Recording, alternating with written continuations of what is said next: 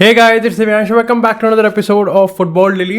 और आज के एपिसोड की जो पहली अपडेट आती है ना यार, वो लाइक आउट ऑफ नोवेयर थी। This was really a Randy Orton news, क्योंकि भाई यहाँ पर अब मोहम्मद साला ने लिवरपूल के साथ अपना जो लॉन्ग स्टैंडिंग सागा था ना, जो इतने टाइम से बकर कट रही थी, वो यहाँ पर उन्होंने ख़त्म करते हुए कॉन्ट्रैक्ट रिन्यू कर लिया है।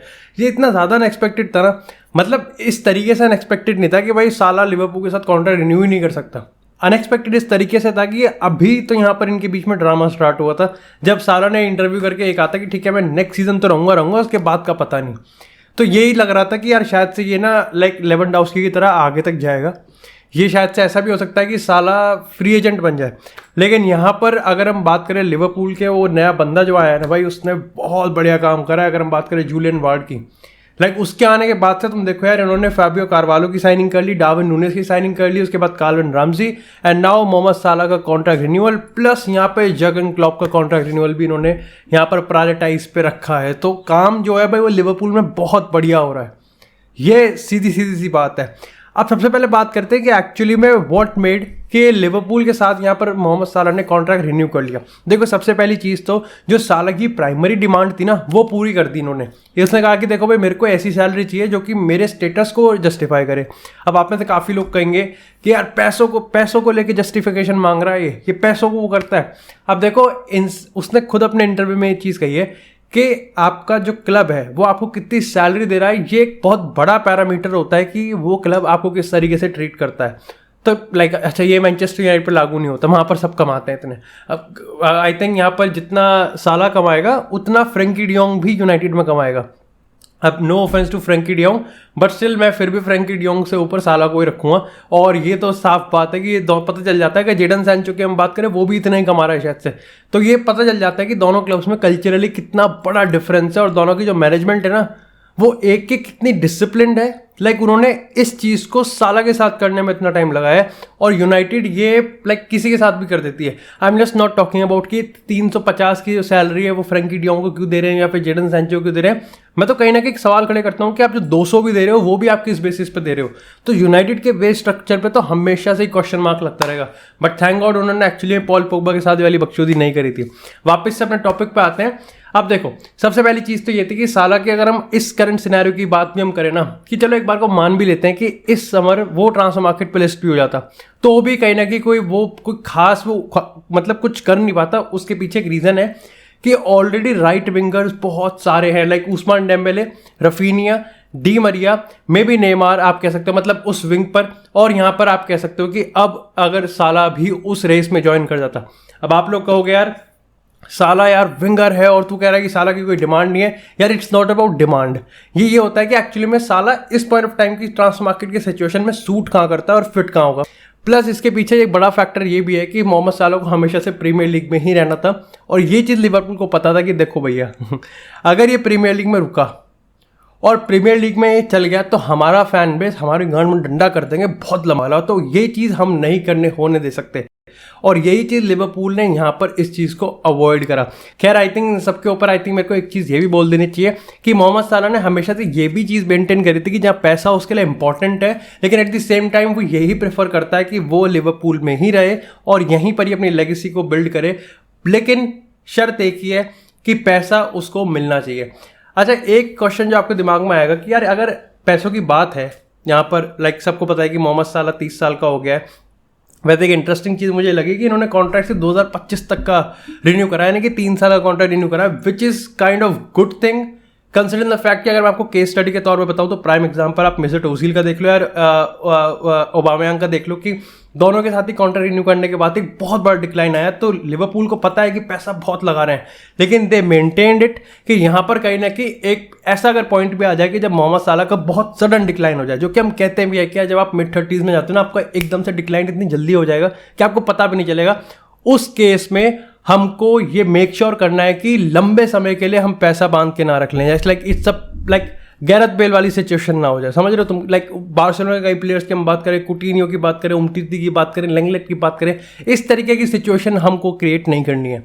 अब यहाँ पर बात करते हैं कि लाइक अगर मोहम्मद साला की बात करें कि इसके साथ ये हो गया तो सादियो माने के साथ ये क्यों नहीं हुआ। अब यहाँ पर एक बड़ा डिफरेंस आता है, वो था प्लेयर विल का। अब जैसा मैंने आपको बताया कि सबसे ऊपर मेरे को आई थिंक ये रख देना चाहिए कि साला का इंटेंशन तो हमेशा से लिवरपूल के साथ रहना था, लेकिन उसको पैसा भी चाहिए था। On the other and Sadio माने जहाँ उसको पैसा भी चाहिए था, लेकिन कहीं ना कहीं वो इतना ज़्यादा एक्चुअली में डिसअपॉइंटेड हो गया था लिवरपूल के स्ट्रक्चर से कि उसने ये कह दिया था कि देखो भाई कॉन्ट्रैक्ट खत्म होगा, मैं जा रहा हूँ, तुम मराओ अपनी गांड। तो यहाँ पर कहीं ना कहीं सादियो माने के साथ वो चीज़ कर ही नहीं पाए जो कि यहाँ पर वो साला के साथ कर सके। भाई I think this was a very very good. हाँ, मैंने इस पर थोड़ा टाइम लिया मैंने बोलने का, लेकिन आई थिंक ये बहुत बड़ी चीज़ थी लिवरपूल के पर्सपेक्टिव से, कंसिडरिंग द फैक्ट कि वो डार्विन नूनेस को लिया है, लुइस डियास उनके पास है, और यहाँ पर साला का कॉन्ट्रैक्ट भी रिन्यूअल कर दिया। ओवरऑल वो केक के ऊपर चेरी होती है ना, उन्होंने जर्गन क्लॉप का कॉन्ट्रैक्ट भी रिन्यू कर दिया। लेकिन इसी के साथ यार बात करते हैं थोड़ी सी बार्सिलोना की। सबसे पहले अगर रफीनिया की बात करें तो देखो यार, देखो जब आपके बहुत रिलायबल रिपोर्टर्स, रिलायबल सोर्सेज ये लिख देना कि जिस प्लेयर को आप टारगेट कर रहे हो वो एक्चुअली में घर ढूंढ रहा है, तो आप ये मान के चलो कि जो ट्रांसफर है वो इतना कॉन्फिडेंटली आगे बढ़ रहा है कि आपका प्लेयर अब आ ही जाएगा। अब चेल्सी की बात करें और बार्सिलोना की बात करें तो देखो लीड्स यूनाइटेड ने जहाँ एक तरफ ये तो मेंटेन कर रखा है कि देखो हमने अभी तक सिर्फ चेल्सी का ऑफर ही एक्सेप्ट करा है, अब यहाँ पर ये रिपोर्ट भी आ गई है कि बार्सिलोना का जो बिड होगा वो 3 इंस्टॉलमेंट में वो पे करेंगे। और सिंपल सी बात है, देखो ये कोई नहीं कि हमको तो हार्ड कैश चाहिए, नहीं हम पेटीएम एक्सेप्ट नहीं करते, हमको तो एक साथ रोकड़ा मांगता है, वो वाली कोई हिसाब नहीं है। इट्स जस्ट कि बार्सिलोना जो वैल्यूएशन है वो मैच करनी चाहिए चेल्सी वाली। चेल्सी का 60 है, बार्सिलोना का 50-55 है, तो मेरे को लगता है कि यहाँ पर एक बार अगर लाइक बार्सिलोना वो वैल्यूएशन मीट कर लेती है तो लीड्स का कोई रिश्ता थोड़ी है चेल्सी से कि वो कहिए कि नहीं हमने तो अभी तक चेल्सी का एक्सेप्ट करा, हम आगे भी चेल्सी का एक्सपेक्ट करेंगे। और वो तो बिल्कुल भी नहीं चाहेंगे कि कहीं ना कहीं वो अपने प्रीमियर लीग डायरेक्ट, मतलब एक नॉट अ डायरेक्ट राइवल मैं कहूँ ना, कंपेटिटर भी नहीं कहूँ, बट स्टिल थोड़ा सा तो रहता ही है ना कि यार हम एक काम करते हैं बार्सिलोना को ही दे देते हैं। प्लस यहाँ पर जो एजेंट है वो भी बहुत ज़्यादा कीन है कि यार मैं रफीनिया को बार्सिलोना में ही जाने देना चाहिए, और same goes for Raphinha as well. अब यहाँ पर अगर बात करें दूसरे टारगेट की, देखो मेरे को लगता है कि Raphinha in the and Barcelona जाएगा, और इसमें ज़्यादा कोई चूचपड़ करने वाली मेरे को लगता नहीं है कि हम कुछ कर सकते हैं, कोई कुछ नहीं कर सकता। लेकिन इंटरेस्टिंगली फैक्ट ये था कि यार जहाँ आर्सेनल फेवरेट लग रही थी, सबसे पहले आर्सेनल बाहर हुई, चेल्सी फेवरेट बनी, फिर बार्सिलोना कहती नहीं होल्ड माई बियर, फिर चेल्सी बाहर हुई, और अब बार्सिलोना फेवरेट है। और आई थिंक जिस तरीके से इनके इकोनॉमिक लेवर्स को एक्टिवेट करेंगे आने वाले टाइम में, शायद से बार्सिलोना सिर्फ इतना ही नहीं बल्कि 1-2 प्लेयर्स और अच्छे से साइन करने वाले हैं। और उसी के साथ अगर दूसरे प्लेयर की हम बात करें वो आता है यहाँ पर लेवेंडोव्स्की की। अब देखो लेवेंडोव्स्की के रिगार्डिंग जो लेटेस्ट अपडेट्स है ना, वो ये है कि बार्सिलोना, मैंने आपको पहले ही बताया था कि चौथा ऑफर नहीं करेगी। जो तीसरा ऑफर था वो लगभग 40 + 5 45 मिलियन ऑफर, 45 मिलियन का था, इसमें 40 मिलियन फिक्स थी और 5 मिलियन यहाँ पर बोनस था। अब इसके रिगार्डिंग ये चीज़ तो हमको पता है कि पहले 2 का तो उनको रिप्लाई भी नहीं मिला, जो कि अपने आप में काफ़ी रूड है एज अ क्लब, लेकिन ठीक है ये हम मान के चलते हैं कि दोनों के बीच में जो कम्युनिकेशन है वो टूटे हुए हैं। जो तीसरा ऑफर है वहाँ पर बायर्न ने रिस्पॉन्ड भी किया और रिजेक्ट करा। अब ये चीज़ ठीक है, रिजेक्ट कर दिया वो अलग बात है, लेकिन एटलीस्ट रिस्पॉन्ड तो करा। बार्सिलोना ये तो मान के बैठ सकती है कि ठीक है कम्युनिकेशन चल रहे हैं, बट जो आंसर था वो सेटिस्फाई नहीं हो सकता आप उससे, क्योंकि आंसर ये है कि वो कह रहे हैं कि अब हमको 50 से 55 मिलियन चाहिए ही चाहिए फिक्स्ड, जो कि बहुत ज़्यादा है बार्सिलोना के हिसाब से। क्योंकि यार आप देखो कि बार्सिलोना को और भी साइनिंग करनी है, बार्सिलोना के पास पैसा है, बहुत पैसा आ जाएगा अगर वो इकोनॉमिक लेवल एक्टिवेट करेंगे, प्लेयर सेल्स भी हो जाएगी, वेज स्ट्रक्चर में भी चेंज आएगा। लेपोर्टा की भाई जितनी तारीफ उतनी कम, स्टिल पैसा तो पैसा ही होता है ना भाई। यह हमारी तरह थोड़ी है कि ठीक है यार कोई बात नहीं, पैसे दे देंगे, क्या दिक्कत है, इतना 10 मिलियन तो कम है, लो 15 दे देंगे, हमें क्या, हमें तो प्लेयर्स चाहिए होते हैं। हाँ खैर वो अभी चेंज हो रहा है यूनाइटेड में, but still I think I can totally relate and I can totally vouch की जो बार्सिलोना का स्ट्रैटेजी है कि नहीं लेवेंडोव्स्की के लिए इतना आगे नहीं जाना, वो कहीं ना कहीं मैं समझ सकता हूँ। ऑन दी अदर एंड अगर बार्सिलोना जाती भी कि बार्सिलोना के लिए हम चलो दे देते हैं, मैं तब भी समझ जाता, क्योंकि यार दोनों बहुत अलग सिचुएशंस है, दोनों बहुत। आप एक तरफ या तो आप पैसों को प्रायोरिटाइज कर सकते हो, या फिर एक्चुअली में अपने क्लब, अपने जो स्क्वाड है उसको प्रायोरिटाइज कर सकते हो। लेकिन इस पॉइंट ऑफ टाइम पे जो अपडेट है वो ये है कि बार्सिलोना लेवेंडोव्स्की के लिए चौथा ऑफर नहीं देने वाली है। They have maintained it. यहाँ पर उन्होंने ज़हाबी को कह दिया कि भाई देख तेरे से बात हुई थी, 40 का हमने डिसाइड करा था और 40 का हमने वैल्यूएशन मीट कर दिया, अब ये तेरे और बायर्न के बीच में कि तुम करो भाई जो भी करना है, लेकिन तू बायर्न को बता दे कि भाई बार्सिलोना का ये जो ऑफर है ये लास्ट ऑफर है and this has to be accepted. अब प्रॉब्लम यहाँ पर ये है, जब बायर्न बार्सिलोना से थोड़ा अलग तरीके से बिहेव कर रही है, like it's not a structure, it's not a way यहाँ पर दो क्लब्स कम्युनिकेट करते हैं ओवर अ ट्रांसफर।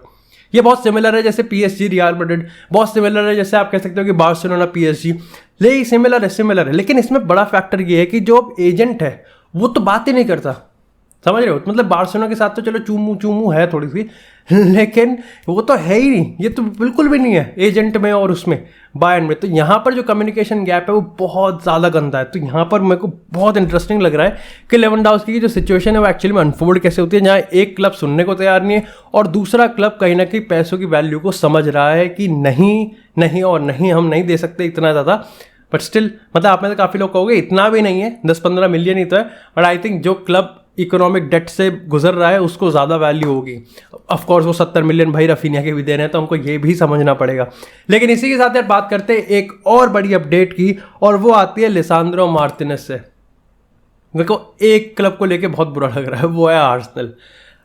रफीनिया से मतलब इस पर टाइम पे अगर हम 5 दिन पहले की बात करें तो वो भाई 7वें आसमान पे होंगे आर्सेनल के फैंस। तुम गैब्रियल हेजूस को लिया है, तुमने मिडफील्ड में साइनिंग कर ली, तुमने लाइक ऑफ कोर्स जो अपना अच्छा क्लब आपका जो विजन है वो भी अच्छा जाता हुआ दिख रहा है। उसके ऊपर से आप रफीनिया की डील में ऑल ऑफ अ सडन आप सबसे ऊपर आ गए, और आप यहाँ पर कहीं ना कहीं लिसांड्रो मार्टिनेज को भी लेके आ रहे। मतलब हिसाब ही नहीं है भाई कोई, मतलब पैसा खर्च, लेकिन भाई पूरी चौड़ में आप सबसे पहले अब रफीनिया की रेस से बाहर हुए, उसके बाद लिसांड्रो मार्टिनेज की रेस से भी देखो मोटे मोटे तौर पे बाहर हो जाएंगे। और उसका मैं तुम्हें रीज़न बताता हूँ क्यों। सबसे पहले अगर पैसों की बात करें तो आर्सेनल के 2 ऑफर ऑलरेडी टेबल पर हैं, तीसरे का वो प्रिपेयर कर रहे हैं। यानी कि ये बात तो हम कह सकते हैं कि वो रफीनिया की डील में जितनी जल्दी बाहर हुए थे वो लिसांड्रो में बाहर नहीं होंगे, वो यहाँ पर ये चीज़ तय है। तीसरा ऑफर आएगा उनका। अब एएक्स ने यहाँ पर 50 मिलियन की आस्किंग प्राइस रख रखी है, ये भी तय बात है, ठीक है। इसके साथ अगर साइड बाय साइड में आपको एंटनी की बता दूं तो वो अब नहीं जाएगा। उसके 2 रीज़न है। पहली चीज़ तो ये है कि एएक्स ये बिल्कुल भी नहीं चाहेगा कि उनके जो फैंस हैं वो ये समझ ले कि ये तो यार बिल्कुल ही मतलब स्पोर्टिंग वाले हरकतें कर रहे हैं, जैसे बेनफिका वगैरह करते हैं, या फिर फ्रेंच क्लब्स के छोटे क्लब्स जो करते हैं कि हम तो अपने प्लेयर्स डेवलप करेंगे और यूरोपियन क्लब्स को बेच देंगे फॉर प्रॉफिट। वो एएक्स बिल्कुल भी नहीं दिखाना चाहती, क्योंकि आप देखो Ajax even though they are in the Netherlands league, वो चैंपियंस हैं, लेकिन एट द सेम टाइम वो यूरोपियन जो कॉम्पिटिशन होते हैं यानी कि चैंपियन लीग उसमें भी बहुत अच्छा खेलते हैं। अब वापस से आते हैं, दूसरा रीज़न मतलब एंटनी का बताया तो वो है 80 मिलियन का प्राइस टैग, जो कि कोई भी पे नहीं करेगा, ये तो पक्की बात है। अब वापस से आते हैं अपनी मेन स्टोरी पे।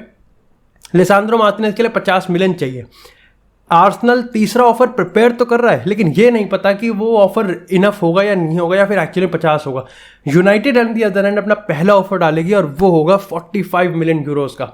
अब सबसे बड़ा डिफरेंस इन दोनों के बीच में आई थिंक 90% आप लोगों ने समझ भी लिया होगा। जो सबसे बड़ा लाइन है वो है एरिक टेन हैग, जहां आर्टेटा को अपना सिस्टम समझाना पड़ेगा। एरिक टेन हैग एक्चुअली में वो सिस्टम में खिला चुका है उसको, समझ रहा। मतलब अब ये वो वाली बात होगी कि लाइक मैं एक साथ में मेरा दोस्त है, हमारा एक ट्यूशन, उसने अपना ट्यूशन चेंज कर लिया। अब मेरे पास ये ऑप्शन है, या तो मैं दूसरे ट्यूशन में जाऊं और वहाँ पे एक नया फ्रेंड सर्कल बनाऊं, या फिर एक्चुअली मैं दूसरे उसी ट्यूशन में जाऊं जिसमें मेरा ऑलरेडी एक फ्रेंड सर्कल है, जहाँ पर मेरे को ज़्यादा कंपेटेबिलिटी होती है पढ़ने की।